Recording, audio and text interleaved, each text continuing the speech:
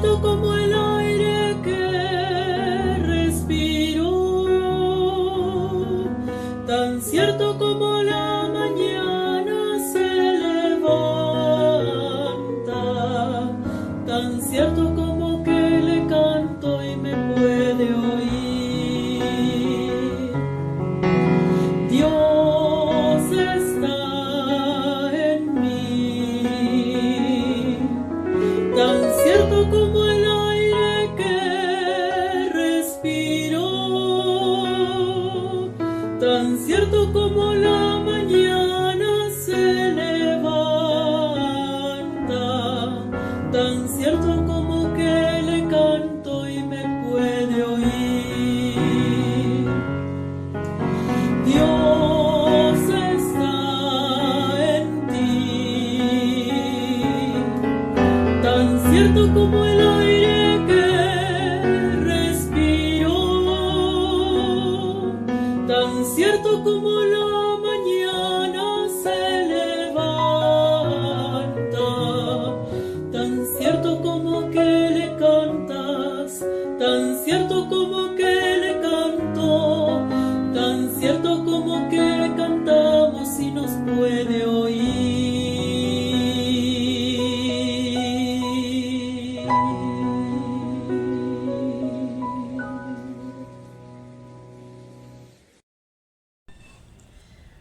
Buenas tardes, queridas hermanas. Con alegría de saber que Dios está con nosotros, nos reunimos hoy en esta forma virtual, con la esperanza que llegue el día que podamos reunirnos presencialmente, con esa confianza que tuvo Dietrich Bonhoeffer al escribir el poema que hoy nos va a inspirar. Bonhoeffer era un pastor y teólogo luterano, quien participó en movimientos de resistencia contra el nazismo, firme defensor del pacifismo cristiano, basado en la profunda fe y el ejemplo de Cristo, trabajando por la no violencia. Fue arrestado y encarcelado por autoridades de la Alemania nazi. Allí fue acusado injustamente de haber formado parte de complots para asesinar a Hitler. Por esa razón fue finalmente ahorcado. En su celda escribió esta canción, Von guten Mächten, maravillosamente protegidos, y 5 meses antes de su muerte lo envió a su novia desde la cárcel por carta. Este poema ha transmitido a generaciones de creyentes la fuerza de la esperanza que proviene de la luz de Dios, capaz de brillar en la oscuridad más desolada y más completa, como la que ese pueblo sufrió y vivía en ese momento. Luz y esperanza poderosas, de igual manera nos puede brillar en nosotros en esta pandemia e incertidumbre que tenemos en nuestros tiempos. Escuchemos entonces este hermoso himno.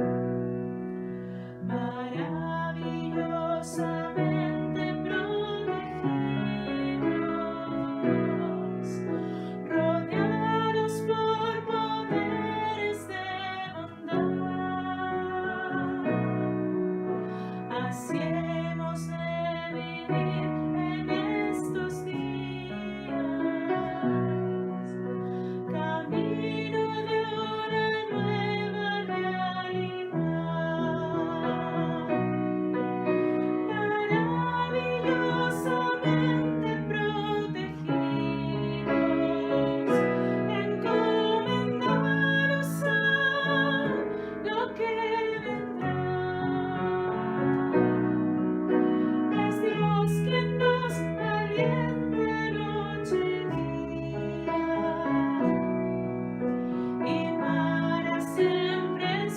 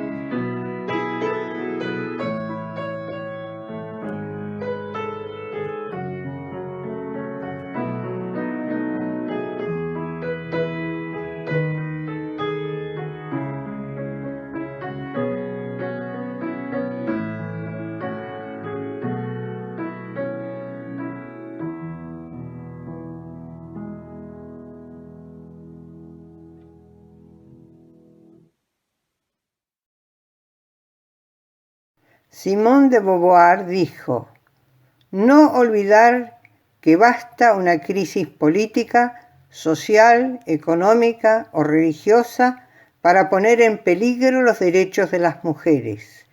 Estos deben ser vigilados a lo largo de la vida, no considerar que ya están adquiridos.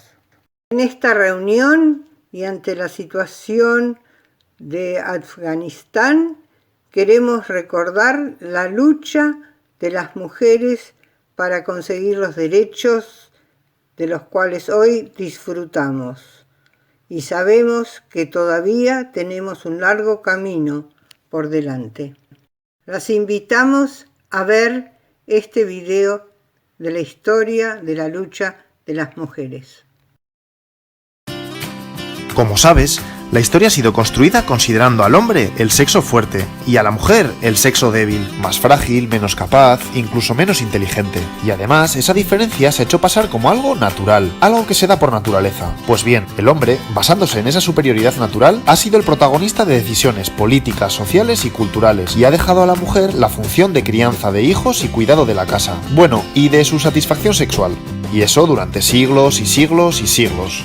A lo largo de la historia, muchas mujeres se han sentido molestas con esta desigualdad llevando a cabo quejas y protestas. Pero no es hasta el siglo XVIII cuando hay una toma de conciencia colectiva de esta situación, y se desarrolla un movimiento ideológico y social que luchará por romperla. El movimiento feminista. Empezamos. Estamos en el siglo XVIII, en el Renacimiento. Te sitúo. Si eres mujer, tu labor natural es cuidar de la casa, criar a los hijos y practicar sexo con tu marido. Eso sí, no puedes estudiar, votar ni tomar decisiones familiares, ni siquiera con quién te casas. Si trabajas, el dinero es para tu marido. Flipante, ¿no?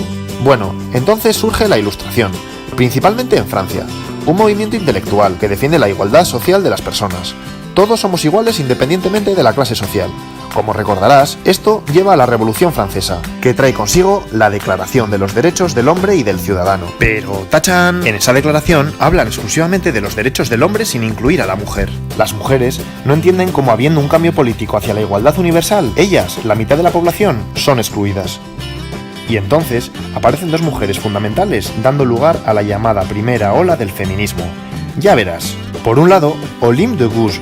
Ella coge el texto y lo replica. Escribe la Declaración de los Derechos de la Mujer y de la Ciudadana y reivindica todos los derechos civiles para la mujer. Es uno de los primeros documentos que propugna la igualdad jurídica y legal de las mujeres.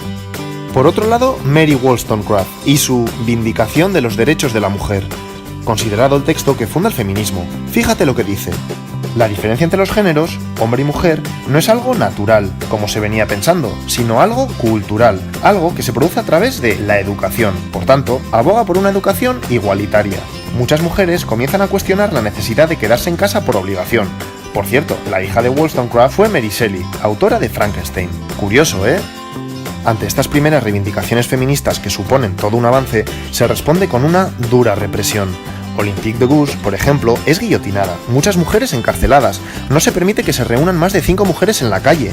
Y espera, que esto sigue. A principios de 1800, el Código francés, o Código Napoleón, que se extiende por toda Europa, exige a las mujeres actuar con obediencia a sus maridos, y les deja sin derechos civiles ni políticos. Increíble, ¿eh? Ya ves, las cosas, en lugar de mejorar, se ponen peor para la mujer. Eso sí, a pesar de esta derrota, las cosas nunca volverán a ser lo mismo. Espera que te sigo contando porque llega la segunda ola del feminismo, el sufragismo. Y esta ola ya no es un movimiento solo intelectual, pasa a ser un movimiento de acción social. Ya verás. El movimiento sufragista surge en los dos países anglosajones, y luego estos van influyendo en el resto de países. Vamos por partes. En Estados Unidos, las mujeres han luchado por la independencia de su país. Ahora, se agrupan por la defensa de los derechos de los esclavos.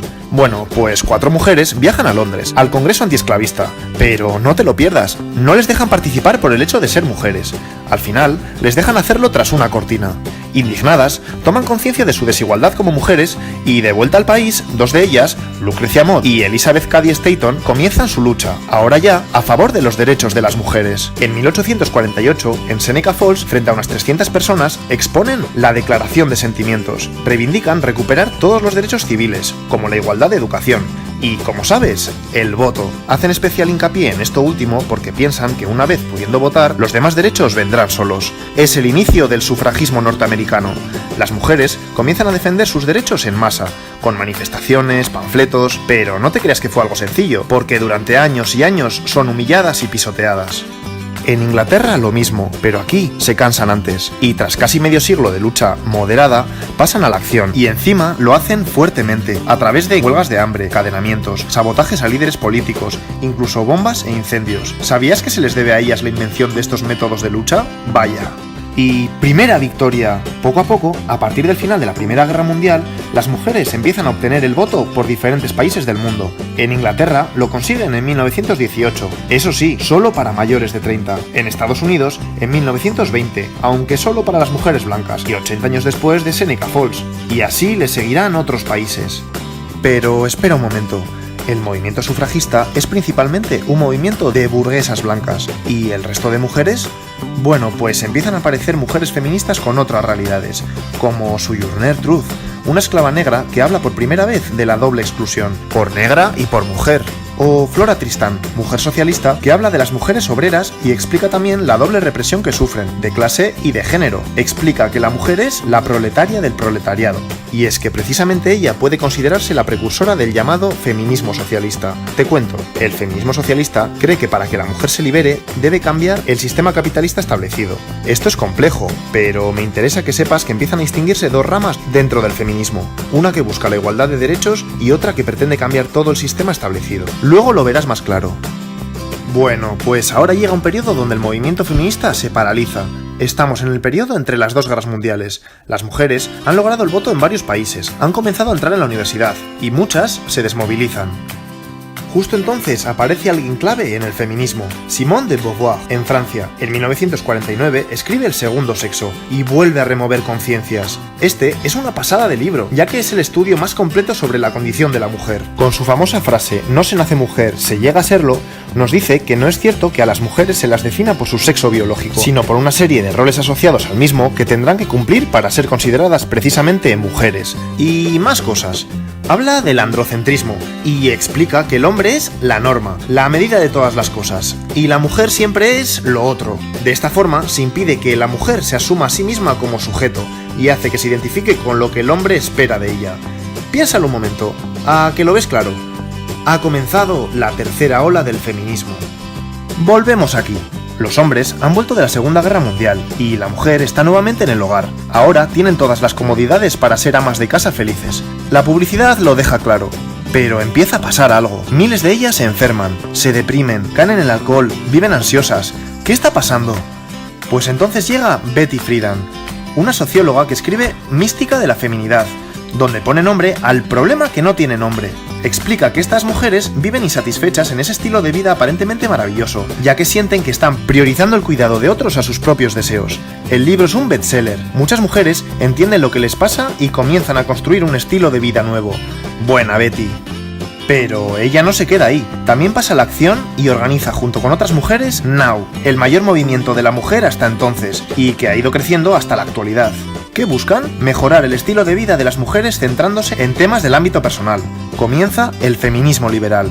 El feminismo liberal describe la situación de las mujeres como una desigualdad, no como una explotación u opresión.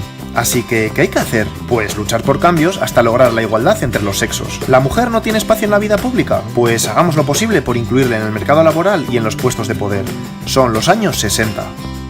Seguimos. Se han conseguido los derechos fundamentales y las mujeres empiezan a ocupar puestos de poder. ¿Pero ya está? No, porque ¿qué pasa en el ámbito privado dentro de los hogares? Pues hay malos tratos, desigualdad de reparto de tareas, explotación económica. Es como si se reprodujera dentro de las casas la misma relación de poder del hombre hacia las mujeres que fuera de ella.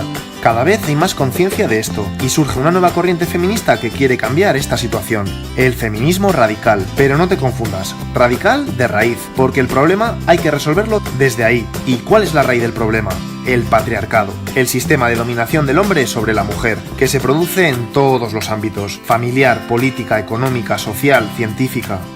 ¿Te suena el movimiento de liberación de la mujer? Pues pertenece a esta corriente. Varias mujeres se organizan y llevan a cabo grandes protestas públicas como las que hacen a los certámenes de belleza, que lo consideran una cosificación de la mujer. Pero van más allá, y este movimiento también crea espacios propios como centros de mujeres maltratadas, de defensa personal, ginecológicos, guarderías. El feminismo radical consigue que las mujeres del siglo XX vayan cambiando el día a día de sus vidas, hacia la liberación.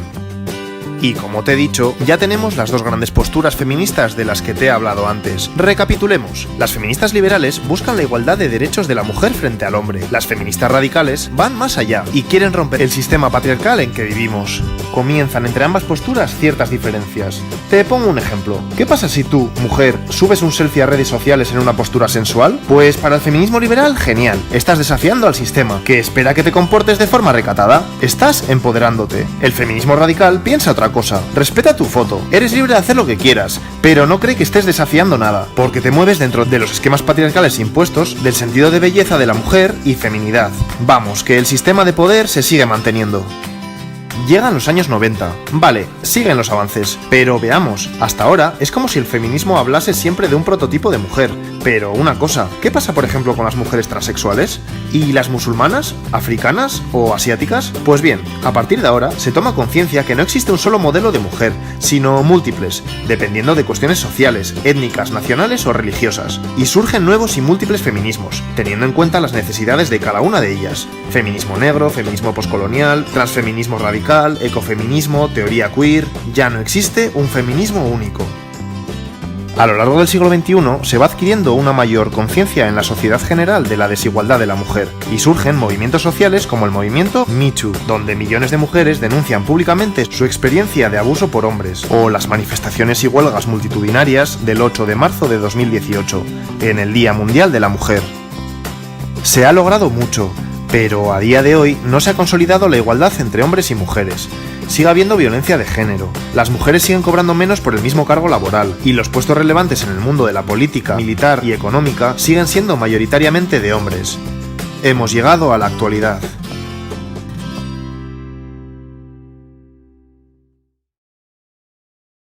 Señor, te damos gracias por las mujeres que han luchado para que nosotros tengamos una vida en libertad y con derechos. Y Señor, ayúdanos a trabajar a favor de todas aquellas que siguen sojuzgadas o están sufriendo violencia o están en peligro de perder sus derechos. Danos fuerza, Señor. Amén. Tan cierto como que le cantas, tan cierto como